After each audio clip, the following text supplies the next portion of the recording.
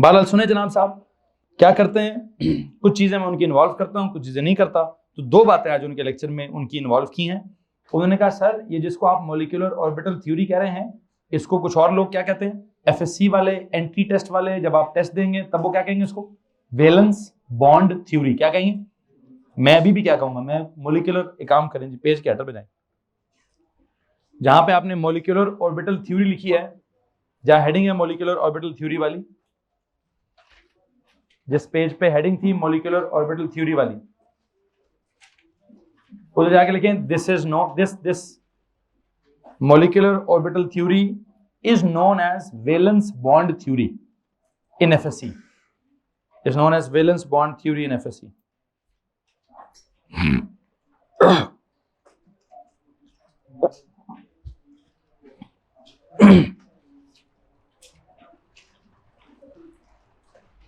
This is known as valence bond theory in FSC. Okay. करते करते मेरी बात कहाँ पहुंची हुई है अभी, सिग्मा हो गया है, इसमें से पाई बॉन्ड हो गया है, सिग्मा और पाई बॉन्ड में से मैं वो एनर्जी का कोई ताल्लुक क्रिएट करना चाहता था। एनर्जी का ताल्लुक क्रिएट करते करते मैं कहाँ पहुंचता हूँ, दिखाएं जी, कॉपी दिखाएं। एनर्जी का ताल्लुक क्रिएट करते करते वो भी उनका सवाल था जी, वो उसको रिप्रेजेंट करने के लिए क्या करें। मैंने कहा था एक का रीजन ज्यादा करें, दूसरे का रीजन कम करें।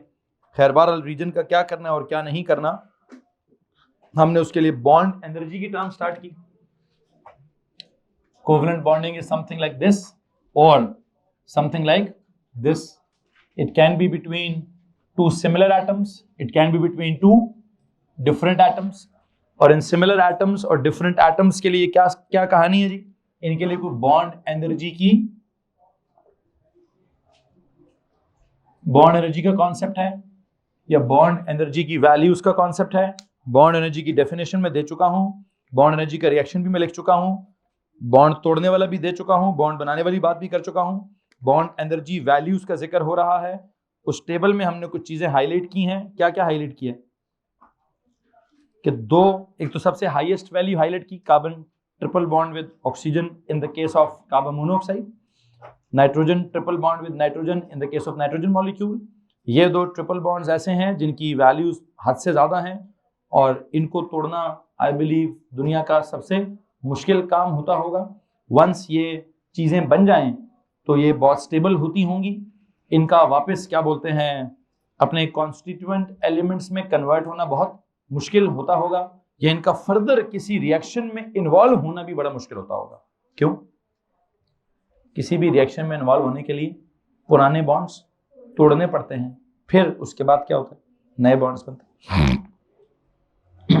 अब पुराना बॉन्ड अगर बहुत स्ट्रांग हो, उसको तोड़ने के लिए एनर्जी बहुत ज्यादा रिक्वायर्ड हो।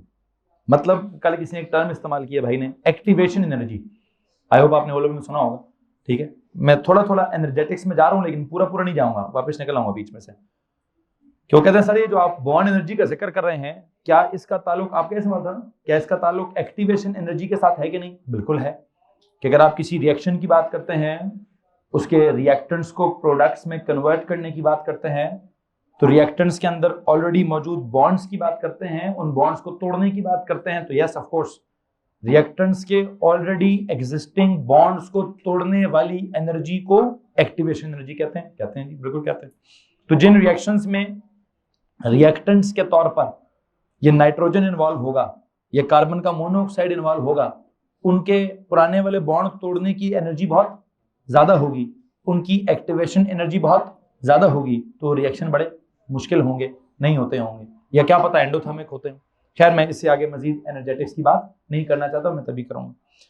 बस फिलहाल मैंने दो बहुत हाईएस्ट वैल्यूज आपके सामने प्रेजेंट कर दी थी, फिर दो बड़ी स्मॉलेस्ट वैल्यूज आपको नजर आ रही थी। कौन कौन सी थी?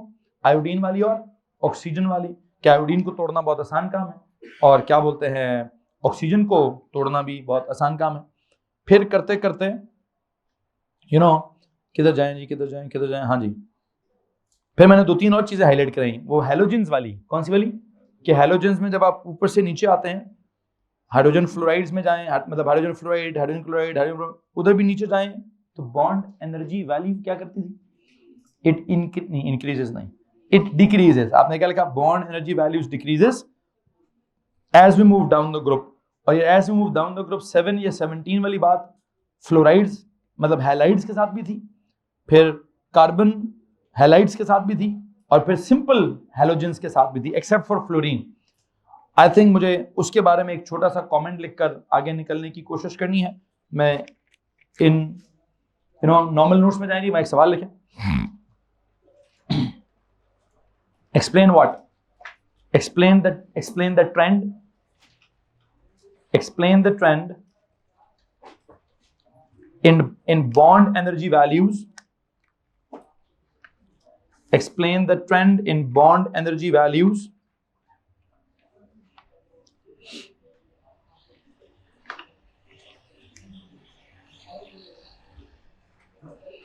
इस लाइन को पता मैं कहां से उठाऊंगा, सुनिए तो गौर से, स्पेसिफिकेशंस में जा रहा हूं, सेक्शन नंबर 3।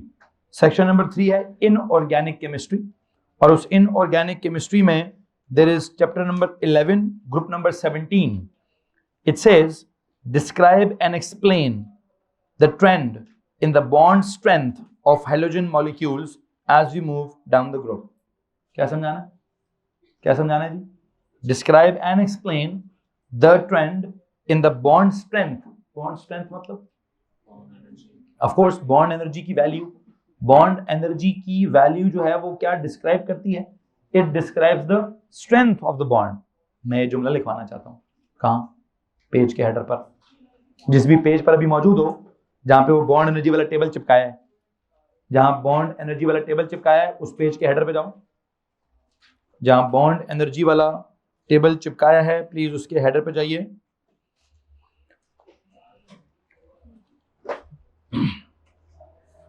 और वहां क्या लिखिए, क्या लिखना है भाई, बॉन्ड एनर्जी वैल्यूज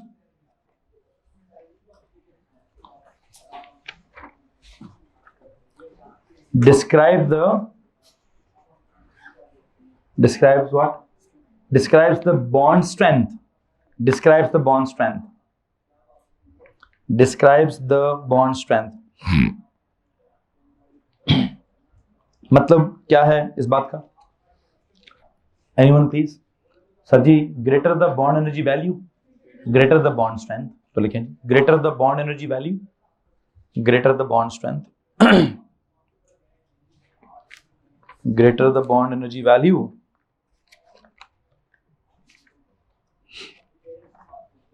तो क्या होगा, greater the bond strength होगी, greater the bond energy value, greater the bond strength। यहां तक अगर किसी को परेशानी हो तो प्लीज हाथ खड़ा कीजिए। आप टेबल से नीचे आ जाइए, टेबल से नीचे आप क्या सवाल लिख रहे थे कि describe the trend in bond energy values, आगे डाउन द ग्रुप 7 या 17, डाउन द ग्रुप 7 या 17, डाउन द ग्रुप 7 या 17।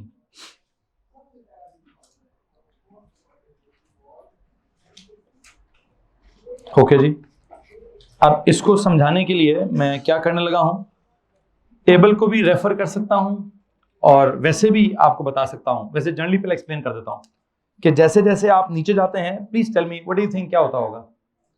मतलब अगर मैं सिर्फ हैलोजन मॉलिक्यूल्स की बात करता हूं, तब भी जब नीचे जाऊंगा तो हैलोजन के एटम का साइज क्या होगा। आई थिंक ये तो आपने पढ़ा हुआ है, एटॉमिक नंबर ज्यादा हो जाएगा, एटॉमिक नंबर ऐसे ज्यादा होगा कि वो नंबर ऑफ शेल्स क्या हो जाएंगे, वो ज्यादा हो जाएंगे। शेल्स मतलब शील्डिंग इफेक्ट ज्यादा हो जाएगा, शील्डिंग इफेक्ट मतलब साइज, ये तो सब याद है ना, ये मैं नहीं समझाऊंगा। इसमें से एक लफ्ज उठा लेता हूँ, नीचे जाते हुए एटम का साइज ज्यादा हो जाएगा। इसमें किसी को परेशानी? अच्छा, अगर नीचे जाते हुए एटम का साइज जो है वो ज्यादा हो जाएगा तो बस सिंपल सी बात है, एटम का साइज बड़ा हो गया तो मॉलिक्यूल का साइज भी क्या हो जाएगा, बड़ा हो जाएगा। तो जो मॉलिक्यूल के साइज में जो एक न्यूक्लियस से दूसरे न्यूक्लियस तक क्या है, जो डिस्टेंस है, वो डिस्टेंस क्या हो जाएगा। अच्छा, अगर एक न्यूक्लियस से दूसरे न्यूक्लियस तक डिस्टेंस ज्यादा हो जाए, पता है इस डिस्टेंस को कहते हैं बॉन्ड लेंथ। क्या कहते हैं? अभी आपने कहा बॉन्ड एनर्जी, फिर आपने कहा बॉन्ड स्ट्रेंथ, अब मैं क्या लिखूंगा, बॉन्ड लेंथ। तो बॉन्ड लेंथ क्या हो जाएगी, बॉन्ड लेंथ ज्यादा हो जाएगी। सर जी बॉन्ड लेंथ जब ज्यादा हो जाती है तो force of attraction that is exerted by what? By the bonding nuclei on the what? On the shared pair, क्या हो जाएगी? कम हो जाएगी। किसी को मसला इस बात से? जब ये फोर्स कम हो जाएगी तो आई बिलीव कि ये जो बॉन्ड वाली एनर्जी है वो भी क्या हो जाएगी? कम हो जाएगी। बॉन्ड की जो स्ट्रेंथ है वो भी क्या हो जाएगी? कम हो जाएगी। उसको तोड़ने के लिए एनर्जी की जो रिक्वायरमेंट है वो भी क्या हो जाएगी? कम हो जाएगी। किसी को मसला इस बात से? आई थिंक मैं क्या लिखवाना चाहूंगा, सुनिए जरा गौर से। जवाब में जाए और लिखें जी ग्रुप नंबर 7 या 17। इसको कहते हैं क्या वैसे, ग्रुप नंबर 7 या 17? हेलोजेंस कहते हैं। ये हेलोजेंस एग्जिस्ट कैसे करते हैं? Exist as what? The halogen exist as what? Diatomic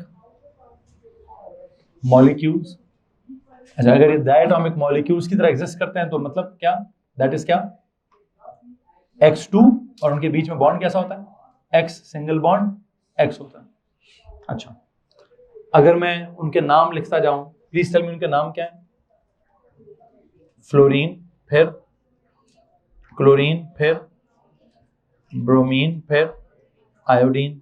अच्छा, अब मैं इसका वो पहले वाले चैप्टर की तरह एटम का सिंबल लिखकर एटॉमिक नंबर्स नहीं लिखूंगा। मैं पहले चैप्टर में नहीं हूं। मैं किधर हूं? मैं तीसरे चौथे चैप्टर में हूं, बॉन्डिंग वाले चैप्टर में। मैं इनके एटम्स की बजाय इनके मॉलिक्यूल्स लिखूंगा। क्या लिखूंगा? इनके मॉलिक्यूल्स कैसे होंगे? इफ इट इज फ्लोरीन तो वो F नहीं लिखूंगा, क्या लिखूंगा? F2। क्लोरीन तो Cl नहीं, Cl2। ब्रोमीन तो Br नहीं, Br2। आयोडीन तो I नहीं, I2। अच्छा, एंड यू नो इस F2 के साथ क्या लिखूंगा मैं? F single bond F। नीचे जाऊंगा तो व्हाट डू यू थिंक क्या करूं? जरा चेक कीजिएगा, मैंने लेंथ बड़ी की है थोड़ी सी।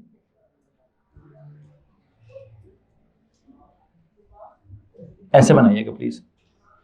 जरा कोशिश ये कीजिएगा कि जब आप नीचे फ्लोरीन, क्लोरीन, ब्रोमीन, आयोडीन तक आए तो क्या करने की कोशिश करें? जो बॉन्ड की लेंथ है वो क्या करने की कोशिश करें? ज्यादा दिखाने की कोशिश कीजिएगा, ताकि मैं जब नोट्स लिखूं तो वो क्या हो रहे हों? आपस में रिलेट हो रहे हों। लो जनाब सी, what do you think what happens? अच्छा, एक और काम भी कर लेता हूं, इनकी नजर वैल्यूज भी लिख देता हूं। बल्कि नहीं, सारों की लिखूंगा। एक में एक्सेप्शन थी कोई। किस में एक्सेप्शन है भाई? उसको छोड़ें, बाकी लिखवाता हूं। वैल्यूज हैं क्या? इस वाले बॉन्ड को तोड़ने के लिए कितनी एनर्जी रही? 242। इस वाले को तोड़ने के लिए 193। इसको तोड़ने के लिए 141। इसके लिए क्या करें? इसको मैं भी नहीं पढ़ाऊंगा जी, इसको इग्नोर करें। हेलो जी, स्टार लगाएं, छोड़ें, इसको इग्नोर करें। क्या क्या है? कोई एक्सेप्शन है यहाँ पे? वो क्या एक्सेप्शन है? मैं उसमें नहीं जाना चाहता, वैल्यू भी नहीं मेंशन करना चाहता। चलो, अगर मैं उसकी वैल्यू नहीं मेंशन करना चाहता तो बाकियों को तो देख सकते हैं आप। बाकियों के हिसाब से अगर आप जवाब लिखेंगे तो क्या लिखेंगे? Sir ji, as we move down the group what happens?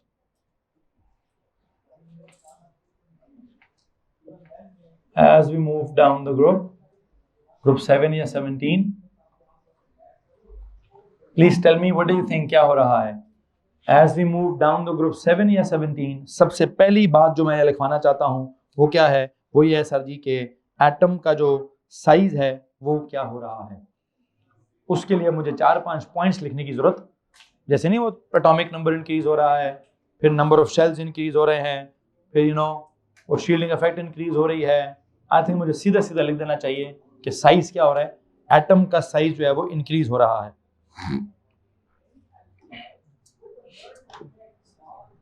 Atomic size increases. अच्छा, एटॉमिक साइज के ज्यादा होने की वजह से जब एटम का साइज ज्यादा होता है तो इसके ज्यादा होने की वजह से ये जो डिस्टेंस है बिटवीन क्या? Distance between the two bonding atoms नहीं, टू बॉन्डिंग न्यूक्लियाई, वो क्या हो जाता है? वो ज्यादा हो जाता है। Distance between the two bonding what? Bonding nuclei increases. ठीक है सर आसिम में दरवाजा बंद कर देंगे please. Distance between the two bonding nuclei क्या हो रहा है? वो ज्यादा हो रहा है। अच्छा, वैसे इस बात को पता क्या कहते हैं? Distance between the two bonding nuclei के लिए एक फ्रेज है बॉन्ड लेंथ। क्या फ्रेज है जी? बॉन्ड लेंथ, क्या लिख दूं, बॉन्ड की लेंथ व्हाट जनाब इंक्रीजेस। और बॉन्ड की लेंथ के लिए स्पेसिफिकेशन वाले ने एक लफ्ज इस्तेमाल किया हुआ है कुछ, मैं देखता हूं उसने क्या लफ्ज इस्तेमाल किया है। वो कहता है जी, सुने जरा गौर से, डिस्क्राइब बल्कि नहीं define, define bond length as क्या, as the internuclear distance of two covalently bonded atoms. किसको मसला है, कहता है define what, define bond length as क्या, as the internuclear distance between two covalently bonded atoms. तो मैं भी तो यही कह रहा हूं ना कि distance between the two bonding nuclei, क्या मतलब इसका, इंटर न्यूक्लियर मतलब दो न्यूक्लियस के दरम्यान का डिस्टेंस। कौन से दो न्यूक्लियस, जिन्होंने आपस में क्या किया हुआ है, कोवलेंट बॉन्ड बनाया हुआ है। तो ये भी तो यही कह रहा है। लेकिन एक काम करते हैं, जो मार्क्स स्कीम की वर्ड है उसको पेज के हेडर पे लिखते हैं। पेज के हेडर पे जाएं, पेज के हेडर पे जाएं जी, वहां एक नोट लिखिए, जिस भी पेज पर अभी हैं, जिस पेज पर अभी हैं वहां बॉन्ड लेंथ की डेफिनेशन लिखेंगे, क्योंकि मैंने कई दफा बॉन्ड लेंथ इस्तेमाल किया है। ठीक है जी, पीछे नहीं जाना राहिम, अगले पेज पे चले जाओ या जिस पेज पर हो उसके हेडर पे लिखना है। Bond length is defined as, bond length is defined as क्या,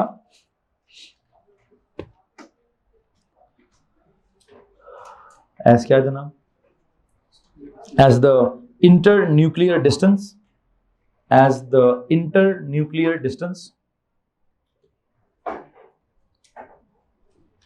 of two covalently bonded atoms, internuclear distance of two covalently bonded atoms, of two covalently bonded atoms, internuclear distance of two covalently bonded atoms। ठीक हो गया जनाब, वापस आ जाए normal notes पर।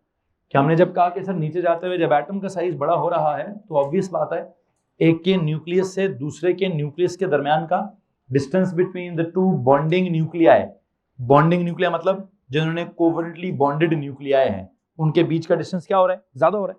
उसके ज्यादा होने का मतलब है बॉन्ड लेंथ ज्यादा हो रही है, और बॉन्ड लेंथ ज्यादा होने का मतलब क्या है सर जी, वो जो फोर्स होती है, कौन सी, फोर्स ऑफ अट्रैक्शन जो है बिटवीन क्या, बिटवीन द बॉन्डिंग न्यूक्लियाई या between the nucleus and the shared pair. Shared pair तो दरमियान में ही होगा ना, तो वो जितना ज्यादा आपके न्यूक्लियर दूर होते जाएंगे, शेड पेयर से भी क्या होते जाएंगे, उससे भी दूर होते जाएंगे, तो फासला ज्यादा होता रहेगा। तो फासला जब ज्यादा होता गया तो फोर्स ऑफ अट्रैक्शन क्या हो जाएगी between the nuclei and the, between the nucleus and the shared pair, जो इलेक्ट्रोस्टैटिक फोर्स है वो क्या हो जाएगी, आई बिलीव वो कम हो जाएगी। तो अगला पॉइंट मैंने क्या लिखना है, बॉन्ड लेंथ इंक्रीज होने से या distance between the bonding nuclear increase होने से फोर्स ऑफ अट्रैक्शन बिटवीन क्या, बिटवीन द बॉन्डेड या bonding nuclei and the shared pair of electron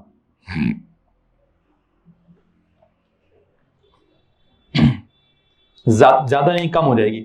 distance के ज्यादा होने से, बॉन्ड की लेंथ ज्यादा होने से force of attraction between the bonding nuclear and the shared pair of electron क्या हो जाएगा, कम हो जाएगा। तो एक बात बताएं, ये जुमला किसको रिप्रेजेंट कर रहा है, जैसे डिस्टेंस वाला जुमला किसको रिप्रेजेंट कर रहा था, बॉन्ड लेंथ को, ये जुमला किसको रिप्रेजेंट करता है, force of attraction between the bonding nuclear and the shared pair.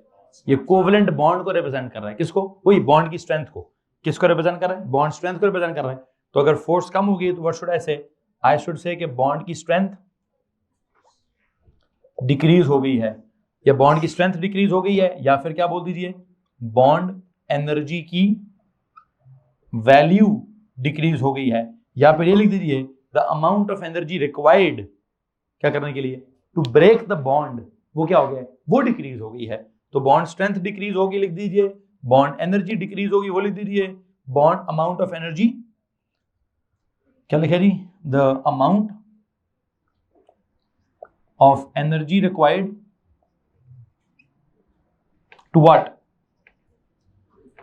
The amount of energy required to break what, break the covalent bond, वो डिक्रीज हो गई है। और आप देख सकते हैं कि डिक्रीज हो रही है, पहली वाली वैल्यू 200 एंड समथिंग है, दूसरी वाली मतलब 242 है, दूसरी 193 है, तीसरी 151 है।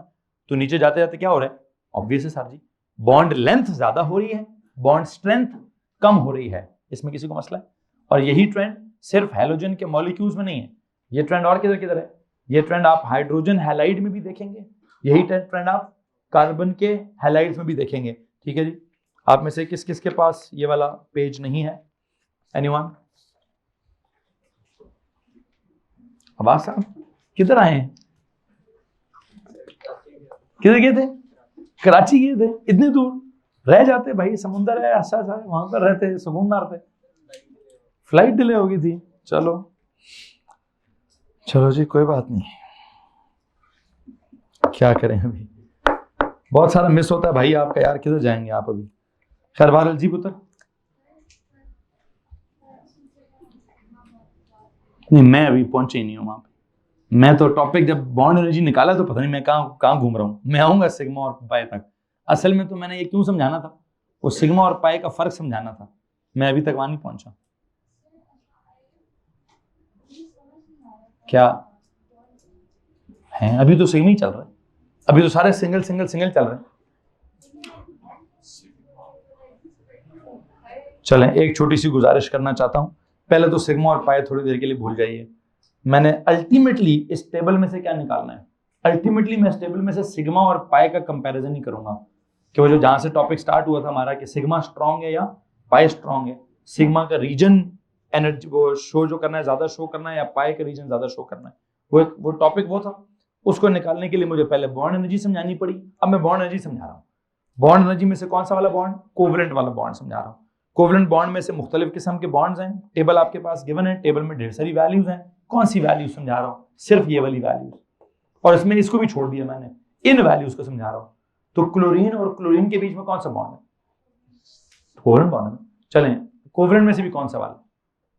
सिग्मा ही है। जो पाई होता है वो कब होता है? वो तो जब तक डबल नहीं होगा तब तक नहीं होगा। तो अभी तक मैं सिग्मा ही समझा रहा हूँ। तो क्लोरीन के बीच का सिग्मा बॉन्ड, फिर ब्रोमीन के बीच का सिग्मा बॉन्ड, फिर आयोडीन के बीच का सिग्मा बॉन्ड, या आसान लफ्जों में क्लोरीन का सिंगल कोवलेंट बॉन्ड, ब्रोमीन का सिंगल कोवलेंट बॉन्ड और आयोडीन का सिंगल कोवलेंट बॉन्ड, ये समझा रहा हूँ। और इनके बारे में क्या समझा रहा हूँ कि सर जी इनकी एनर्जी को क्या हो रहा है, वैल्यू मेरे सामने है, वैल्यू कम हो रही है, एक्सप्लेनेशन डेवलप कर रहा हूँ। क्या एक्सप्लेनेशन डेवलप हुई? सिंपल सी, नीचे जा रही, एटम का साइज बड़ा हो रहा है। एटम का साइज बड़ा होने से वो distance between the nucleus and the valence shell, या उसको कहते हैं ज्यादा हो रहा है, या कहते हैं distance between the nucleus and the shared pair वो ज्यादा हो रहा है, या कहते हैं sir distance between this nucleus and that nucleus वो क्या हो रहा है, वो ज्यादा हो रहा है। तो उसको मैंने ये क्यों कहा distance between the two bonding nuclei, because I had to use this term bond length, कि एक एटम के न्यूक्लियस से अगले एटम के न्यूक्लियस तक का फासला ज्यादा हो रहा है। नहीं हो रहा, एटम बड़ा होगा तो मतलब यू नो है। अगर मैंने क्लोरीन ड्रॉ करना है, अगर क्लोरीन इतना है, ऐसा है, तो ब्रोमीन भी ऐसे ही होगा, शक्ल ऐसी होगी, साइज उसका क्या होगा, साइज उसका बड़ा होगा। फिर आयोडीन कैसा होगा, सर वो इससे भी बड़ा होगा। लेकिन न्यूक्लियस तो दोनों के बाद छोटे होंगे ना। न्यूक्लियस कैसे छोटे होंगे सर जी? न्यूक्लियस इतना, वो बिल्कुल क्या कहते हैं, वो एटम के बिल्कुल सेंटर पर होता है, बड़ा टाइनी, बड़ा स्मॉल, बड़ा कॉन्सेंट्रेटेड, बड़ा डेंस, लेकिन साइज क्या होता है उसका? तो इस न्यूक्लियस से इस न्यूक्लियस तक ये कितना फासला है? इतना है। इसके न्यूक्लियस से इसके न्यूक्लियस तक कितना फासला है? सर इतना है। तो ये फासला क्या हो रहा है, और इस फासले का नाम क्या है? बॉन्ड लेंथ इसका नाम है। और ये रिप्रेजेंट किसको कर रहा है? बॉन्ड स्ट्रेंथ को। कैसे? जितनी लंबी लाइन होगी लेंथ उतनी ज्यादा होगी, स्ट्रेंथ उतनी कम होगी। कैसे? मैंने एक तो ये शो हो गया, एक यहां भी कर दिया। मैंने कहा जी लाइन लंबी लगेगी, लेंथ ज्यादा होने का मतलब क्या है? स्ट्रेंथ कम होना। इसी बॉन्ड लेंथ ज्यादा है, बॉन्ड स्ट्रेंथ कम हो रही है। आई थिंक ये समझा रहा था। आपके पास कोई और सवाल है? नहीं, चलो किसी के पास कोई सवाल है जी? नहीं, सिंगल समझा रहा हूं, सिंगल का सवाल पूछे, अगला सवाल नहीं पूछना है। जो लिखा हुआ है इसमें से सवाल निकालें, इसमें से सवाल निकालें प्लीज। नो जी,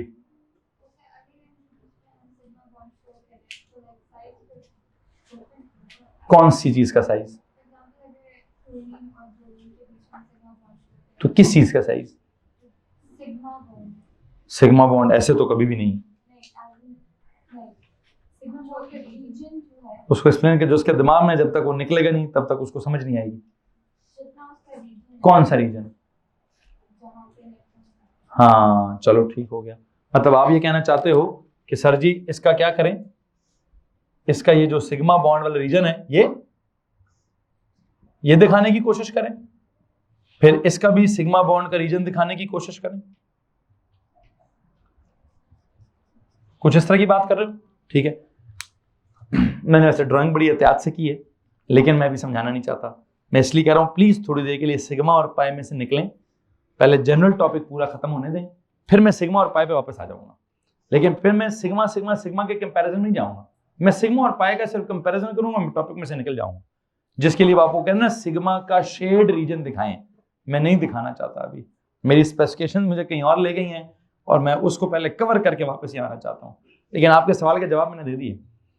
अगर आप किसी तरह से मैथ्स के फार्मूले लगाकर रीजन कैलकुलेट करें, नहीं सेम नहीं होगा। क्लोरीन वाला रीजन मुझे थोड़ा ज्यादा लग रहा है, ब्रोमीन वाला रीजन थोड़ा कम लग रहा है, और कॉन्सेप्ट मैंने मिक्स कर दिया है। क्योंकि आप दिमाग में सोच रहे हैं तीन चीजें, बॉन्ड की स्ट्रेंथ भी सोच रहे हैं, बॉन्ड की लेंथ भी सोच रहे हैं, और जो सिग्मा बॉन्ड का ओवरऑल रीजन है वो भी सोच रहे हैं। फिल वक्त एक काम हो सकता है, बॉन्ड की स्ट्रेंथ सोच लें, बॉन्ड की लेंथ सोच लें, सिग्मा बॉन्ड का रीजन खड्डे में भेजें। इसके बारे में ना सोचें कि सर जी वो जो आपने रीजन ओवरऑल ड्रॉ किया है उसका क्या करें क्या ना करें, आई एम सो सॉरी, इसको भी गलत है, ये भी गलत है।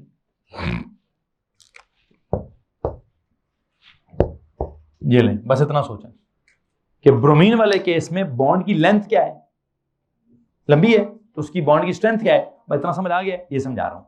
अब आप इसमें अगर वो पुराना मेरा टॉपिक लें कि सर वो आप कोई सिग्मा की और पाई की कोई बॉन्ड की रीजन की बात कर रहे थे, अभी नहीं कर रहा, तो अभी बात अलग है, वो वाली बात उस तक जाऊंगा एंड पर, जब मैं टॉपिक एंड करने लगूंगा। खैर कुछ और सवाल जनाब साहब? एक्सेप्शन है ना, एक्सेप्शन को तो पढ़ाते ही नहीं होते, पढ़ाऊंगा तो टॉपिक चेंज हो जाएगा ना, मैं भी उसके बारे में कोई बात नहीं करूंगा, ठीक है। कुछ और जवाब पूछिए, फ्लोरीन को छोड़िए, क्लोरीन का पूछिए, ब्रोमीन का पूछिए और आयोडीन का पूछिए। Anyone please? नो? ओके जी, इसका मतलब मेरी तरफ से टॉपिक जी। वो तो जब रिएक्शन की बात आएगी तब देख लेंगे कि किसके रिएक्शन की एक्टिवेशन एनर्जी कम है। हाँ, आयोडीन के रिएक्शन की एक्टिवेशन एनर्जी क्या होगी? कम होगी। आराम सुकून से क्या होगा, पुराना बॉन्ड 2 मिनट में टूट जाएगा, ठीक है। तो उसको तोड़ने में इतनी एनर्जी नहीं लगेगी, तो उसके रिएक्शन की एक्टिवेशन एनर्जी, सही कह रहा है भाई, कि क्या होगी सर जी, वो क्या बोलते हैं, कम होगी जी। हाँ, अब रिएक्टिविटी ये बड़ा क्लासिक किस्म का सवाल है, मैं सवाल को इग्नोर करना चाहता था, ठीक है, क्योंकि रिएक्टिविटी सिर्फ एक चीज पे डिपेंड नहीं करती। जैसे भी राहिम ने सवाल पूछा कि नीचे जाते जाते बॉन्ड की लेंथ, जरा सुनिएगा गौर से, बॉन्ड की लेंथ क्या हो रही है? ज्यादा। बॉन्ड की स्ट्रेंथ क्या हो रही है? कम। उसको तोड़ना क्या हो रहा है? आसान। उसके रिएक्शंस की जो एक्टिवेशन एनर्जी है वो क्या हो रही है? कम। इसका मतलब रिएक्शन क्या हो जाएगा? तेज हो जाएगा। मतलब अगर आयोडीन को तोड़ना आसान है तो उसका रिएक्शन क्या होना चाहिए? आयोडीन के सारे रिएक्शंस बहुत स्लो हैं, उसके सारे रिएक्शंस बहुत स्लो हैं। तो क्या सिर्फ एनर्जेटिक्स इनफ होती है किसी चीज के रिएक्शन की रिएक्टिविटी को समझाने के लिए? नहीं। तो रिएक्टिविटी समझाने के लिए एक और टॉपिक भी है, इनकी इलेक्ट्रोनेगेटिविटी या इनकी बॉन्ड पोलैरिटी या इनकी बॉन्ड की कोई पता नहीं ऑक्सीडाइजिंग पावर है कि रिड्यूसिंग पावर है, मैं बहुत कुछ है, अभी बहुत कुछ है, सब कुछ तो नहीं एक टॉपिक में हो सकता ना। इसलिए रिएक्टिविटी का सवाल वापस ले लीजिए, मैं भी रिएक्टिविटी डिस्कस नहीं कर सकता, और अगर करनी है तो फिर अपना सारा नॉलेज मिटा दीजिए। इस नॉलेज पर बेस करके रिएक्टिविटी बोलनी है तो सीधी सी बात है, नीचे जाएंगे, बॉन्ड स्ट्रेंथ कम हो रही है, बॉन्ड को तोड़ना आसान हो रहा है, तो रिएक्टेंट्स तेज हो जाएंगे।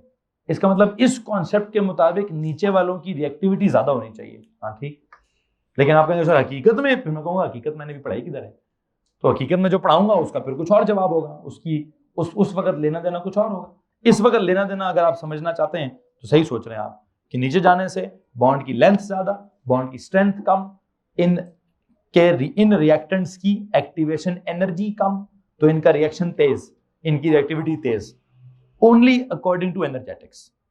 बट काइनेटिक्स क्या कहती हैं, ठीक है, आपका क्या बोलते हैं, उसके बाद इक्विलिब्रिया क्या कहता है, उसके बाद इलेक्ट्रोकेमिस्ट्री क्या कहती है, बहुत सारी फिजिकल केमिस्ट्री इन्वॉल्व है, हर कोई अपने अपने हिसाब से कहानी सुनाएगी, फिर देखेंगे कि क्या कहानी अल्टीमेटली बैठती है और क्या नहीं बैठती है। Anything else please?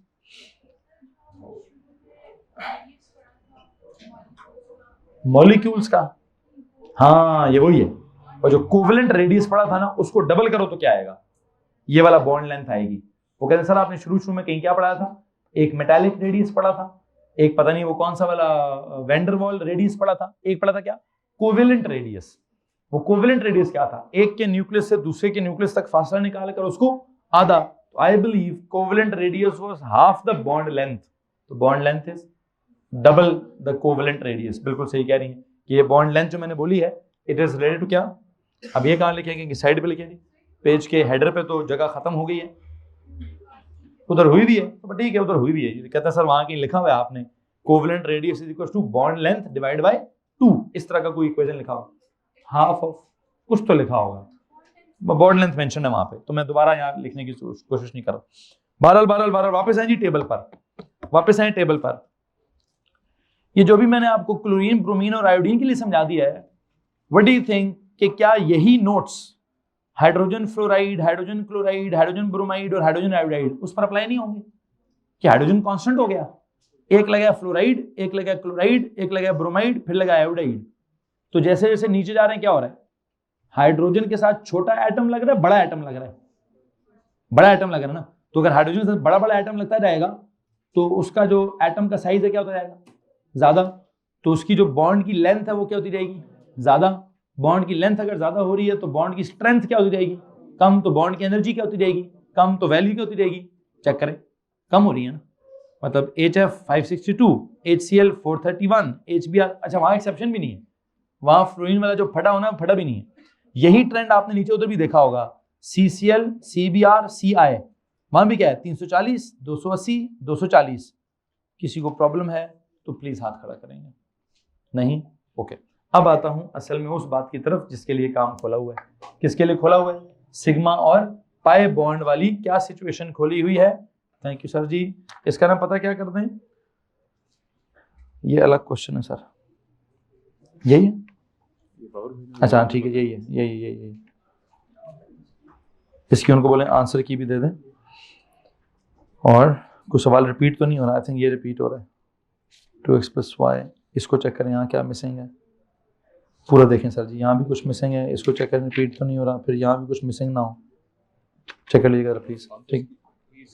हाँ ये मुझे पूरी क्लास के लिए प्रिंट चाहिए, और इसमें ऊपर पता क्या लिखते हैं, दिखाएं,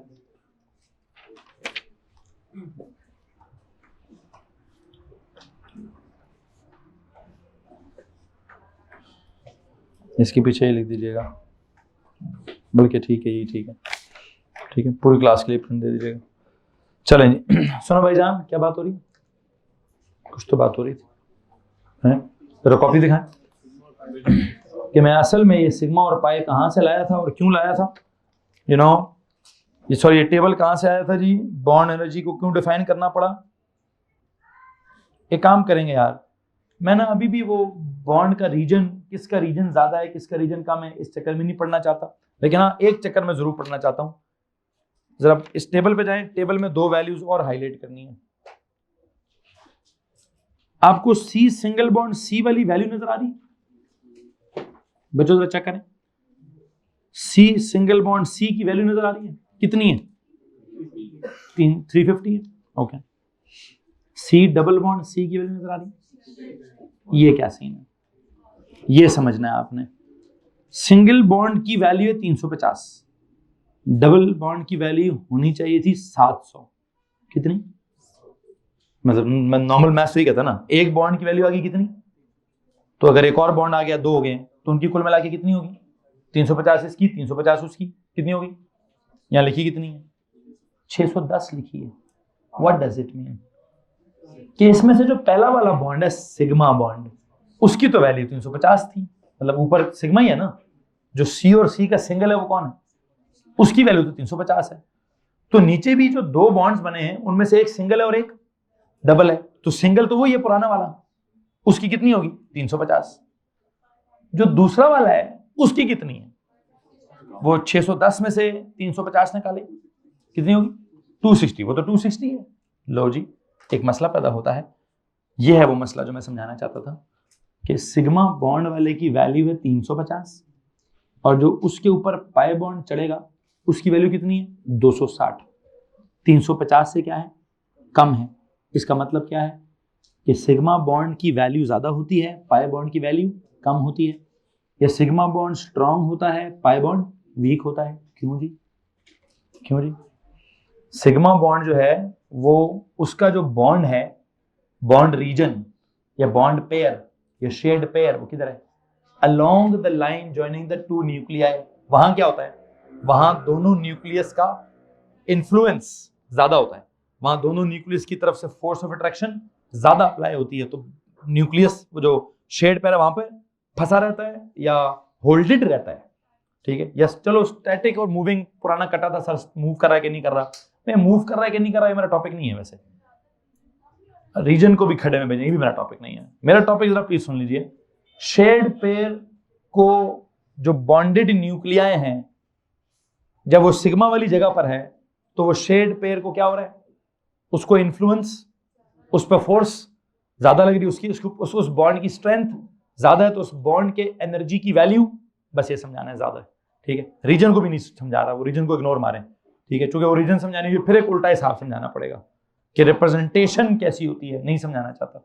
बस एक बात समझाना चाहता हूँ, सिग्मा बॉन्ड की वैल्यू ज्यादा होती है, पाई बॉन्ड की वैल्यू थोड़ी कम क्यों होती है? कि उस केस में क्या होता है? उस केस में जो शेड पेयर है किधर है? वो above and below the line joining the two nuclei है, तो वो न्यूक्लियाई के करीब नहीं है, थोड़ा सा न्यूक्लियस है। देखे ना, बिल्कुल ये एक न्यूक्लियस इधर हो, एक न्यूक्लियस इधर हो, और शेड पेयर बिल्कुल दरमियान में हो, ये ज्यादा करीब है, या अगर मैं शेड पेयर इधर है, हाइपोटेन्यूज ज्यादा करीब है कि बेस ज्यादा करीब है?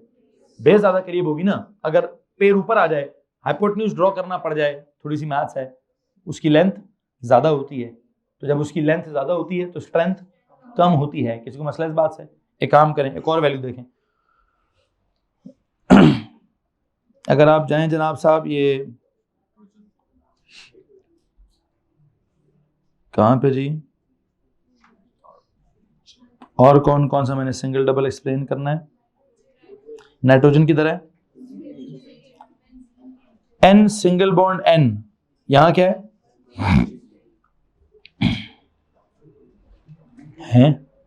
फिर एन डबल बॉन्ड एन कितना है?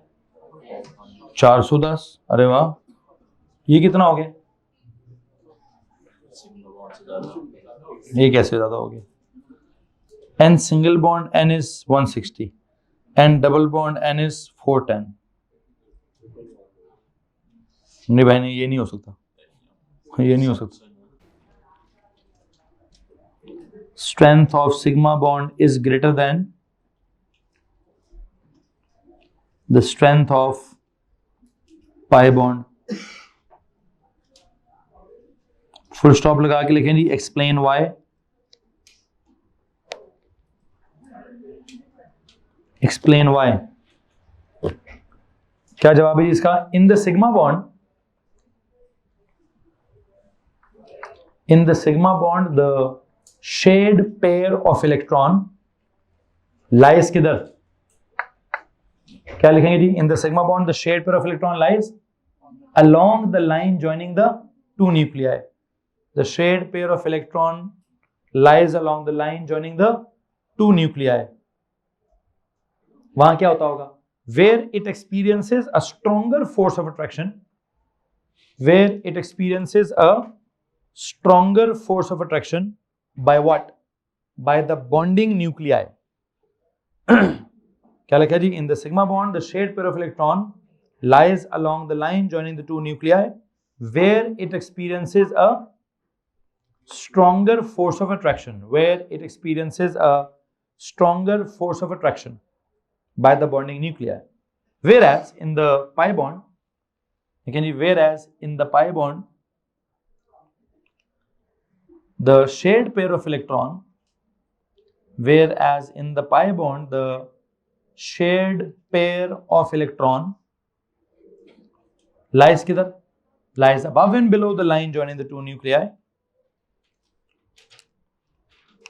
lies above and below the line joining the two nuclei. Sir Asim जरा वो कंप्यूटर साइंस वाला को बुला ले। lies above and below the line joining the two nuclei, where it experiences a weaker force of attraction. Where it experiences a weaker force of attraction. By what? Where it experiences a weaker force of attraction by the two bonding nuclei. By the two bonding nuclei. Hence क्या? Hence it is a weaker bond. Hence it is a weaker bond.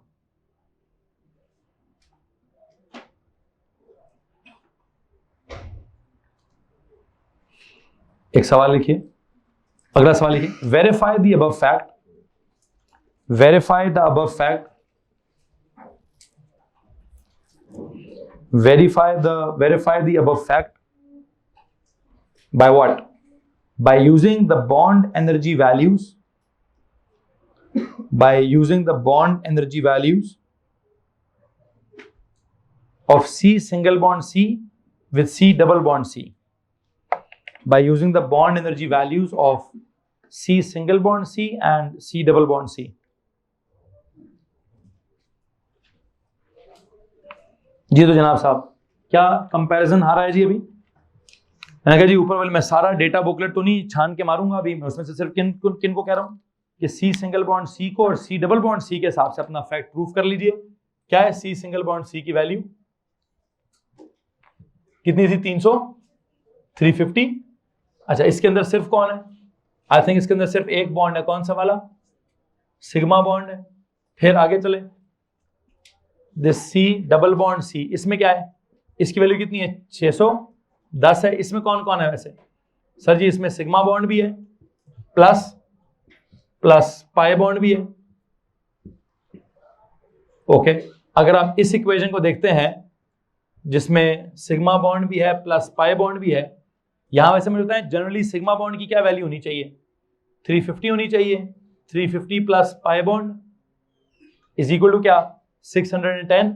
यहां से आप pi bond की value निकालेंगे तो क्या होगा? 610 minus, थोड़ी सी मैंने मैथ्स लगाई है, प्लीज बताइए पाई बॉन्ड का क्या आंसर आता है? हाँ जी 260। तो आप इन वैल्यूज को देख कर देख सकते हैं कि सिग्मा बॉन्ड की क्या वैल्यू है? 350। और कार्बन के डबल बॉन्ड में पाई बॉन्ड की वैल्यू आप देख सकते हैं वो कितनी है?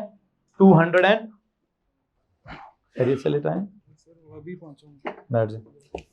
यू कैन सी कि क्या हो रहा है आपके सिंगल बॉन्ड में, मतलब सिग्मा बॉन्ड की वैल्यू 350 बनती है और आपके पाई बॉन्ड की वैल्यू 260 बनती है। और आई थिंक ये दो वैल्यूज हमारे इस फैक्ट को वेरीफाई करती हैं कि हम क्या तस्वुर कर रहे हैं कि सिग्मा बॉन्ड स्ट्रॉन्ग है और पाई बॉन्ड वीक है। अब आते हैं उस आखिरी सवाल की तरफ कि किसका रीजन ज्यादा दिखाना है और किसका रीजन कम दिखाना है।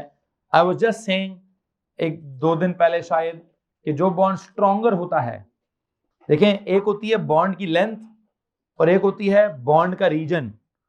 बॉन्ड की लेंथ दिखानी है जब आप लिविस फार्मूला लगाएंगे या जब भी वो कहेगा जी लेंथ कम होगी ज्यादा होगी। एक होता है वो जो क्या बोलते हैं लिविस फार्मूला, वो क्या कहते हैं यार, ये मॉलिक्यूलर ऑर्बिटल थ्योरी में सिग्मा बॉन्ड का ओवरलैप दिखाना है या पाई बॉन्ड का ओवरलैप दिखाना है। ये वैसे जनरली याद कर लीजिए कि जिस बॉन्ड को हम स्ट्रॉन्ग समझते हैं उसका रीजन थोड़ा ज्यादा दिखा देते हैं। क्या करते थे? उसकी लेंथ ज्यादा नहीं दिखाते, लेंथ छोटी दिखाते हैं।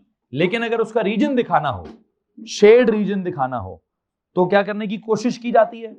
सिलेबस ने कहीं पे भी नहीं कहा, स्पेसिफिकेशन में ऐसी कहीं बात नहीं थी। वैसे उस दिन किसी ने सवाल पूछा था तो मैंने उनको कहा कि सिग्मा बॉन्ड स्ट्रॉन्गर बॉन्ड है, उसका रीजन कितना दिखाना चाहिए? ज्यादा दिखाना चाहिए। पाई बॉन्ड वीकर बॉन्ड है, उसका रीजन क्या दिखाना चाहिए? कम दिखाना चाहिए।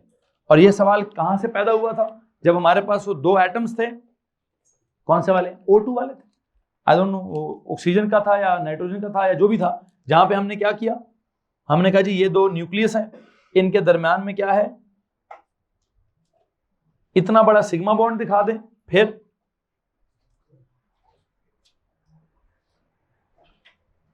इतना पतला पाई बॉन्ड दिखा दें। क्यों जी? जैसे इस तरह की कोई बात मैं करना चाह रहा था कि जो बॉन्ड स्ट्रॉन्गर है, लाइक सिग्मा बॉन्ड अगर स्ट्रॉन्गर है तो उसका रीजन ज्यादा दिखाना पड़ता है, और पाई बॉन्ड अगर वीकर है तो उसका रीजन कम दिखाना पड़ता है। लेकिन ये हमारे सिलेबस में किसी भी जगह पर किसी स्पेसिफिकेशन की बात या किसी पेपर की बात या किसी सवाल की बात नहीं है, ठीक है। बस आपको एक कॉन्सेप्ट पता होना चाहिए, क्योंकि आप उसने मुझे क्या कह रहे थे कि सिग्मा बॉन्ड को सीधी लाइन से दिखा दें और पाई बॉन्ड को पूरे का पूरा ऊपर एक गोल बना दें, नीचे एक गोल बना दें, उसके मैं खिलाफ हूं, वैसे नहीं करेंगे, ठीक है। मैक्सिमम एक कॉन्सेप्ट में समझाना चाहता था। एक बल्कि नोट लिख भी दीजिए, एंड पे जाइए, एक नोट लिखिए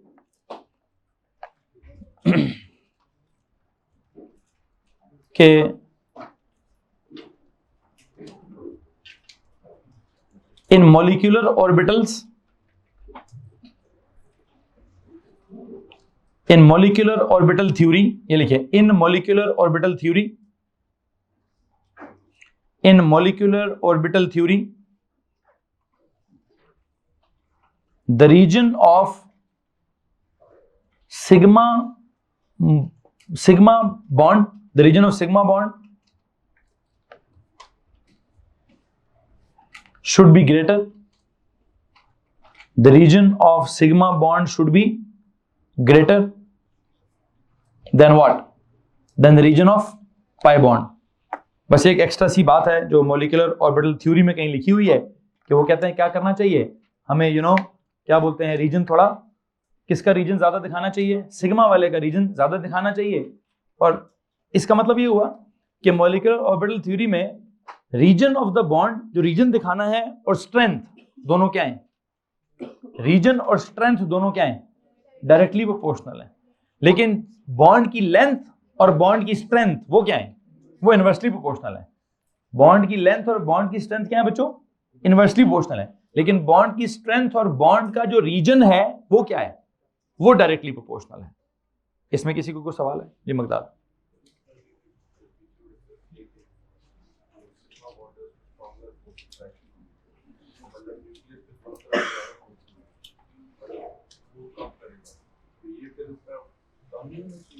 असल में देखें, मैंने इसीलिए कहा ना कि आप वो मूव कम करेगा, मूव करने वाली बात तो बिल्कुल दिमाग से ना परे मार दें आप, मूव करने की तो बात ही मैं नहीं कर रहा। अच्छा, ये रिप्रेजेंट करता है उसकी ओवरऑल स्पेस के वो कहां पर रह सकता है, ठीक है। जो आपका मॉलिक्यूलर ऑर्बिटल है वो क्या रिप्रेजेंट कर रहा है, वो स्पेस को रिप्रेजेंट कर रहा है जिस स्पेस में आपका वो इलेक्ट्रॉन का पेयर रहता है। अब रहता है, जस्ट रहता है, वो रिजाइड कर रहा है वहां पर। उसको इजाजत कितनी है, 2 न्यूक्लियाई के बिल्कुल दरमियान में है। और हाँ, बिल्कुल पतली सी लाइन पे नहीं रहेंगे वो उस 2 न्यूक्लियाई के दरमियान में अच्छा खासा एक स्पेस ऑक्यूपाई करते हैं। क्यों? वो बॉन्ड इतना स्ट्रांग होता है, वो 2 न्यूक्लियाई क्या कर जाते हैं, करीब आ जाते हैं। क्या हो जाते हैं? अब जरा सोचिएगा थोड़ा सा प्लीज, कि एक रीजन है और उस रीजन में एक पेयर है, उस पेयर के चक्कर में दोनों न्यूक्लियस क्या हो रहे हैं, करीब आ रहे हैं। तो दरमियान में कोई चीज होगी, गुब्बारा सा, उसको क्या करेंगे, फुलाएंगे ना। मतलब अगर कुछ भी नहीं कह रहा, चलो एक और काम करते हैं, आसान काम, सबसे आसान काम करते हैं। एक बात बताएं, you remember gravitational field lines? नहीं, उसको भी छोड़ें। इलेक्ट्रिकल फील्ड लाइंस, उसको भी छोड़ें। You remember magnetic field lines, वो जो नॉर्थ पोल साउथ पोल लाइनें होती थी। लाइनों का क्या मकसद होता था, क्या शो करना? असल में तो नहीं होती थी ना लाइनें, वो हमारी इमेजिनेशन होती थी। क्या इमेजिनेशन है जी?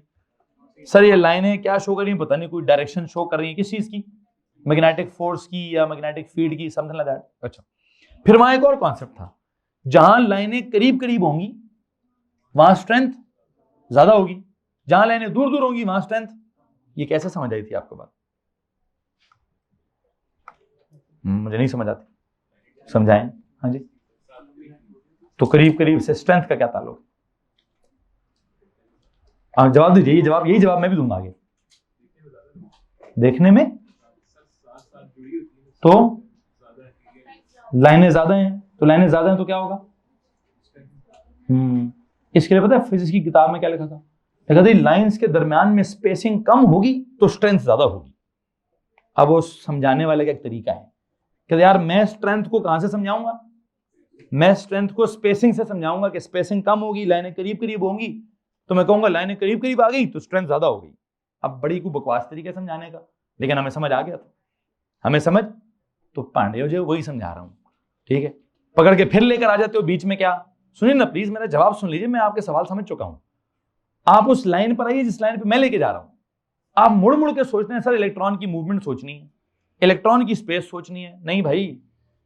अब एक किसी टीचर ने, किसी किताब ने, किसी स्क्रिप्ट वाले ने लिख दिया है, क्या लिख दिया है कि स्ट्रॉन्गर बॉन्ड को समझाने नहीं, स्ट्रॉन्गर बॉन्ड को दिखाने के लिए मैं करूंगा क्या, मैं ज्यादा रीजन शो कर दूंगा। तो बस अब मैं क्या करूं? अब वो कह रहे जी, तो आप कहते नहीं सर उसका मतलब ये होगा कि वो स्पेस ज्यादा होगी। कुछ हद तक मैं वैसे, मुझे ये भी नहीं मानना चाहिए। मुझे अगर वो मूवमेंट वाली बात की तरफ नहीं जाना, तो मुझे इस बात की तरफ भी आपको नहीं लेके जाना चाहिए कि उसका मतलब होगा स्पेस ज्यादा होगी। बस एक तरीका होगा दिखाने का। दिखाने का क्या तरीका? जैसे किसी जमाने में मैग्नेटिक फील्ड को दिखाने के लिए लाइनें इस्तेमाल करते थे, या उसकी स्ट्रेंथ को दिखाने के लिए लाइंस की स्पेसिंग को इस्तेमाल कर लेते थे, बिल्कुल वैसे ही यहां पर स्ट्रेंथ को समझाने के लिए वो क्या कह रहा है कि अगर आपने कोशिश करनी है सिग्मा और पाई को दिखाने की, तो सिग्मा का रीजन कैसा दिखाइएगा? ज्यादा दिखाइएगा। और पाई का रीजन क्या दिखाइएगा? अच्छा मैं आपको बात बताऊं, बिल्कुल ऐसे ही अगर कोई साइंसदान ये कह देता, मैं उसकी बात भी मान लेता कि नहीं जनाब, नहीं, अपने कॉन्सेप्ट को बॉन्ड लेंथ के साथ जोड़ो। चूंकि स्ट्रॉन्ग बॉन्ड के लिए, अब ये बात बड़े मजे की है, प्लीज गौर से सुनिए आपने बात। साइंसदान के पास ये भी ऑप्शन थी कि वो क्या कहता कि बॉन्ड स्ट्रेंथ जब बहुत ज्यादा होती है तो तुम्हारी बॉन्ड की लेंथ क्या होती है? कम होती है। तो एक काम करो, चूंकि बॉन्ड की लेंथ कम है तो स्ट्रॉन्ग बॉन्ड को दिखाने के लिए रीजन भी थोड़ा दिखा दो, और वीक बॉन्ड को दिखाने के लिए ज्यादा रीजन दिखा दो। तो फिर वो बुशा वाली ड्राइंग कल वाली पूरी हो जाएगी। ठीक है, अब ये तो साइंसदान की मर्जी है ना भाई, कि एक तरीका है बॉन्ड स्ट्रेंथ के लिए बॉन्ड एनर्जी की वैल्यू, बिल्कुल डिफरेंट तरीका है। एक तरीका है बॉन्ड की स्ट्रेंथ समझाने के लिए बॉन्ड की लेंथ, बिल्कुल डिफरेंट तरीका है। एक तरीका है बॉन्ड की स्ट्रेंथ समझाने के लिए बॉन्ड का रीजन, ये बिल्कुल मुख्तलिफ तरीका है। बॉन्ड एनर्जी की वैल्यू ज्यादा होगी तो बॉन्ड स्ट्रेंथ ज्यादा होगी। बॉन्ड लेंथ की वैल्यू, 2 मिनट जाइए, बॉन्ड लेंथ कम होगी तो बॉन्ड स्ट्रेंथ क्या होगी? वो ज्यादा होगी। फिर बॉन्ड का रीजन ज्यादा होगा तो बॉन्ड की स्ट्रेंथ ज्यादा होगी। प्लीज क्या मत करिए, बॉन्ड के रीजन को इलेक्ट्रॉन की मूवमेंट या इलेक्ट्रॉन का एक्चुअल स्पेस फिल वक्त मत समझिए। ठीक है, यहां तक किसी को परेशानी है जी?